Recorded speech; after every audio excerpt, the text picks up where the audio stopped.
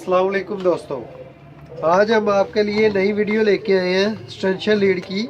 स्टेंशन lead जो होती है अक्सर लोग नहीं लेके जाते हैं और घर में लगाते हैं तो वो स्पार्क होके बंद हो जाती है। लीड में कोई नुक्स नहीं होता, लोग फिर ख़राब करके ले आते हैं, कहते हैं कि ये ख़राब है हमें नहीं दे दे। आप इसी लीड को मरम्मत कर सकते हैं। पहले आप इसको घर चेक कर सकते हैं तसल्ली से। अगर आपके पास एक वो स्टेंशन बोर्ड है तो आप इससे चेक कर लें। घर में कोई शू होल्डर वगैरह सीरियस कोई बल्ब हो जिसको जो आप पहले ये चेक कर लें कि ये आपका बोर्ड बिल्कुल ओके है जहाँ पे आपने लगा के चेक करना है।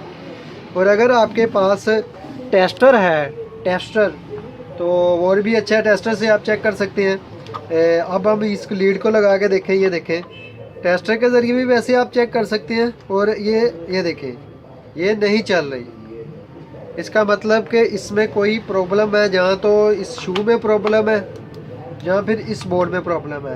अब हम टेस्टर के साथ इसे कैसे चेक कर सकते हैं ये भी आपको मैं बता देता हूँ।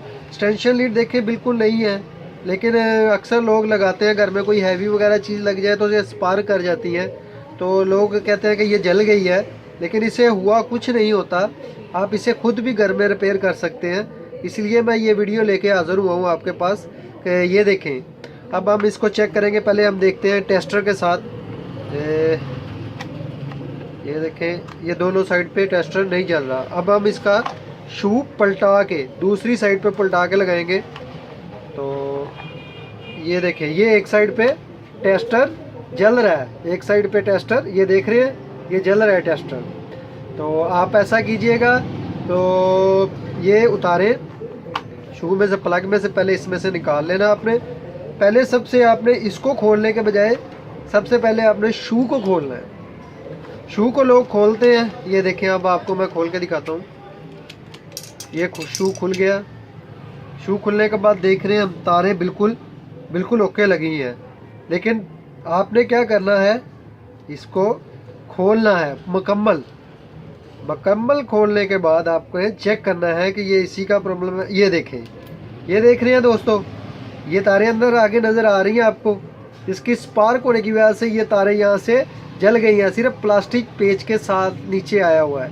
तो आपने क्या करना है ये इसको अच्छे तरीके से दोबारा काट लेना है। अगर तो आपके पास प्लास वगैरह है तो ठीक है, नहीं तो कटर वगैरह कैंची वगैरह से भी आप कर सकते हैं घर में।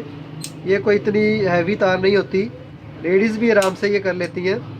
ये आपने क्या करना है यहाँ से, ये देख रहे हैं जहाँ पे पेच कसे हुए हैं, ये आपने यहाँ से काट लेने हैं। ये काट लेंगे हम, ये काट लिए। आपने क्या करना है इतनी सी तार थोड़ी सी छील लेनी है।